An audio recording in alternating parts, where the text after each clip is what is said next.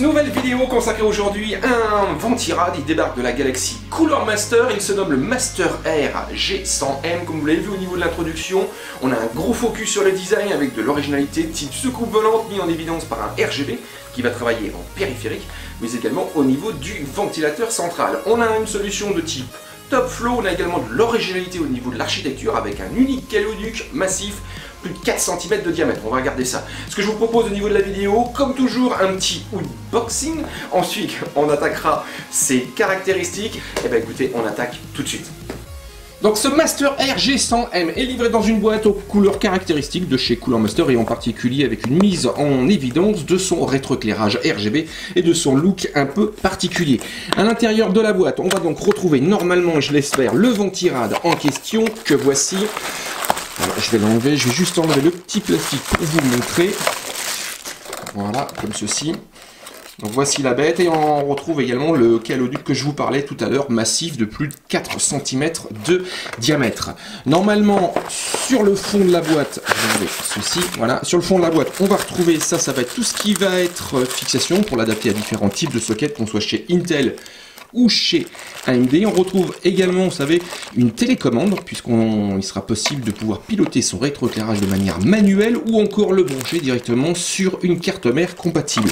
Et enfin, on va retrouver au fond de la boîte, donc là il n'y a pas rien, un petit manuel qui va normalement nous donner les différentes étapes pour pouvoir l'adapter et le mettre en place sur un processeur.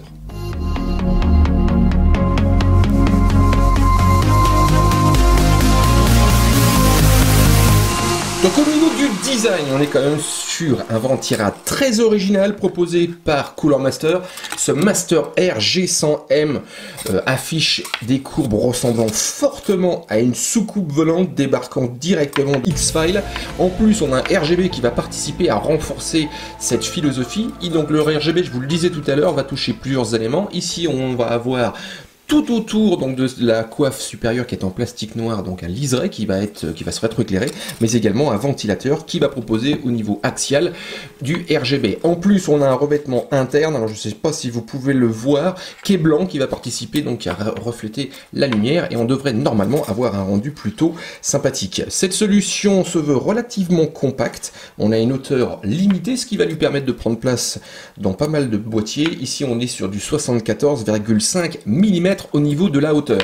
Côté diamètre, c'est un cercle, 145 mm. Et côté poids, pareil, c'est assez léger, 320 grammes. Au niveau de son positionnement, Cooler Master l'oriente sur des configurations à petit facteur de forme de type mini TX, mais on peut également l'utiliser au niveau de l'ATX classique si on veut vraiment avoir un rendu très particulier avec un boîtier et une fenêtre ou un panneau latéral fenêtré. Ici, cette solution est de type Top Flow. Alors quand je parle de Top Flow, c'est-à-dire que le ventilateur n'est pas positionné à la verticale, comme sur un format tour, mais à l'horizontale. Donc son rôle va être d'aspirer l'air par le haut et de la propulser par le bas. Et au travers d'une multitude d'ailettes en aluminium que vous pouvez constater, qui sont positionnées de manière circulaire autour d'un énorme caléoduc au centre en cuivre. Et tout ceci va venir participer à refroidir votre processeur. Au niveau du caléoduc, donc on n'a pas du tout de multiplication, on n'en a qu'un seul, un gros, un peu plus de 40 mm au niveau du diamètre. Ça va parcourir également toute la hauteur de l'engin, 46 mm, et son rôle va être donc de transporter la chaleur du processeur jusque le haut du ventilateur et ensuite de mettre à contribution les différentes ailettes pour pouvoir dissiper la chaleur. Le système, donc toute cette mécanique est annoncée avec une dissipation thermique maximale de 130 watts, donc en gros on peut l'utiliser sur tous les processeurs du marché, en particulier sur le segment Mainstream.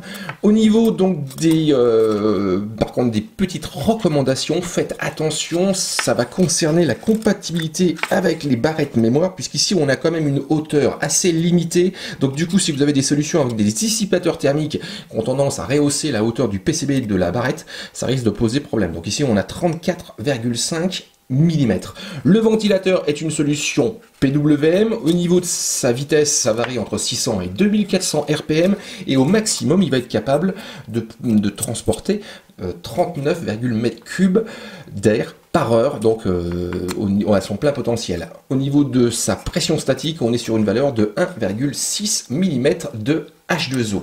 Le bundle, je vous en parlais tout à l'heure. Alors, on va peut-être... Alors, par contre, au niveau filaire, il va falloir prendre un petit peu de temps pour bien ranger ça au niveau de sa tour, puisqu'il y a plusieurs choses.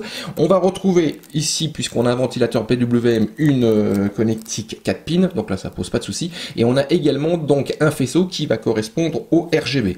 Deux possibilités, soit vous pouvez le brancher sur une en-tête RGB de votre carte mère si elle est compatible, et donc du coup d'avoir une synchronisation avec différents autres éléments, ou alors utiliser, on l'a vu tout à l'heure très brièvement au niveau de la découverte du bundle, la télécommande qui est ici, qui elle va vous proposer au travers de plusieurs boutons différents effets et différents coloris. On a également donc tout un tas de fixations afin de le mettre en place sur différents types de processeurs.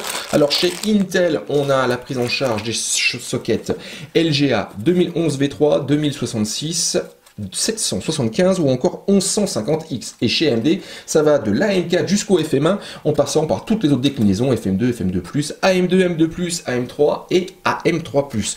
Donc cette solution se positionne aux alentours de 40 €. On est donc sur un positionnement moyenne gamme et compte bien refroidir donc avec de l'originalité votre processeur tout en préservant le silence. Je vous invite donc à nous retrouver au niveau du site où là donc on va un peu plus détailler ses caractéristiques et on va également approfondir ses performances.